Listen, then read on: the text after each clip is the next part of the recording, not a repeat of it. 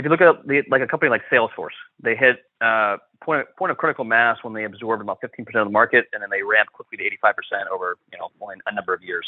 If you look at Amazon, and by the way, this S curve is very standard across many industries. Amazon today globally has only penetrated the e-commerce market at like a 16 to 17% clip.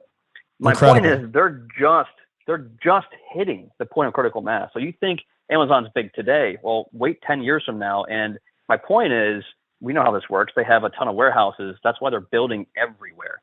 We're going to see a massive, massive boom on the warehouse front that I think most people, including myself, cannot even comprehend. Yeah, it was something that I really couldn't wait to get back and tell you, because I think we need to start looking at some warehouse deals everywhere. And, that ultimately, you've got the demographics on population growth. All of these people want things tomorrow. So that warehouse, that kind of build to suit warehouse, I think that's going to be a great play with long-term leases that are going to offer investors a very healthy return backed by long-term leases from these warehouse deals and companies like Amazon.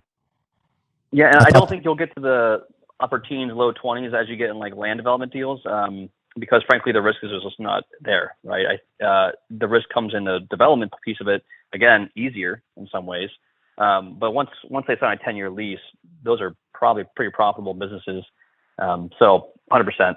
The other space too, we haven't talked about it much. I haven't seen a whole lot of opportunities because it's a very niche space, was the life science niche. So you've got areas, Cambridge, Massachusetts, not too far from where I grew up. You've got a ton of those. Lab conversions are very expensive, but they have tailwinds in certain markets. Maryland was another space that they were looking in. So I hadn't really thought about the life science space because it is extremely nichey. But with lab conversions being expensive, you can get these long-term leases in place with a lot of these life science companies. So that was an interesting space to see if you can actually get your hands on something like that. I've got to think that most of that opportunity is going to be eaten up by the institutional players.